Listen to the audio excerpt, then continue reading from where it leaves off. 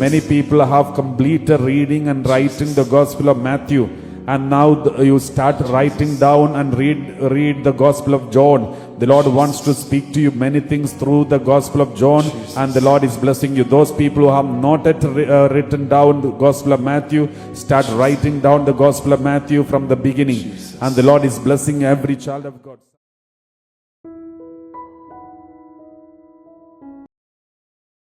John 18. After Jesus had spoken these words, he went out with his disciples across the Kidron Valley to a place where there was a garden, which he and his disciples entered. Now Judas, who betrayed him, also knew the place, because Jesus often met there with his disciples. So Judas brought a detachment of soldiers together with police from the chief priests and the Pharisees. And they came there with lanterns and torches and weapons. Then Jesus, knowing all that was to happen to him, came forward and asked them, "Whom are you looking for?" They answered, "Jesus of Nazareth." Jesus replied, "I am he." Judas, who betrayed him, was standing with them. When Jesus said to them, "I am he," they stepped back and fell to the ground. Again he asked them, "Whom are you looking for?" And they said, "Jesus of Nazareth." Jesus answered, "I told you that I am he. So if you are looking for me, let these men go." This was to fulfill the word that he had spoken. "I did not lose a single one of those whom you gave me." Then Simon Peter, who had a sword, drew it, struck the high priest's slave, and cut off his right ear. The slave's name was Malchus. Jesus said to Peter, "Put your sword back into its sheath. Am I not to drink the cup that the Father has given me?" So the soldiers, their officer, and the Jewish police arrested Jesus and bound him.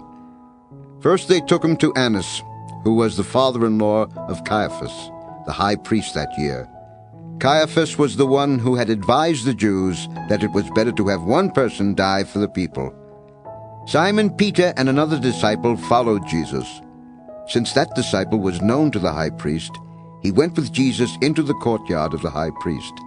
But Peter was standing outside at the gate. So the other disciple, who was known to the high priest, went out, spoke to the woman who guarded the gate, and brought Peter in. The woman said to Peter, "You are not also one of this man's disciples, are you?" He said, "I am not." Now the slaves and the police had made a charcoal fire because it was cold, and they were standing around it and warming themselves. Peter also was standing with them and warming himself.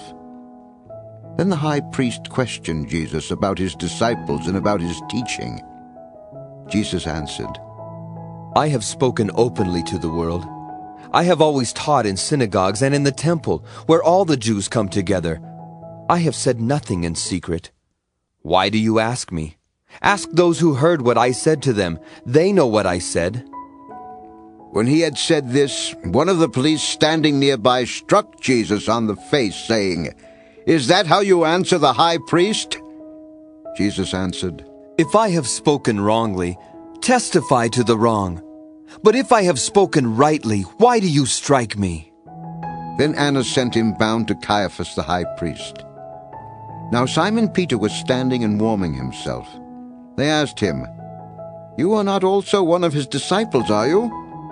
He denied it and said, "I am not."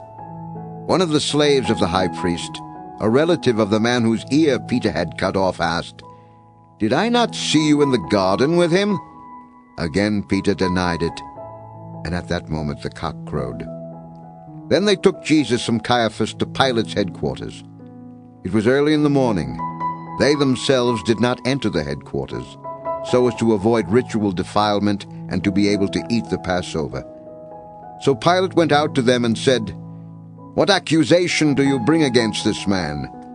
They answered, "If this man were not a criminal, we would not have handed him over to you."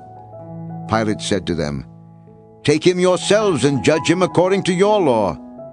The Jews replied, "We are not permitted to put anyone to death."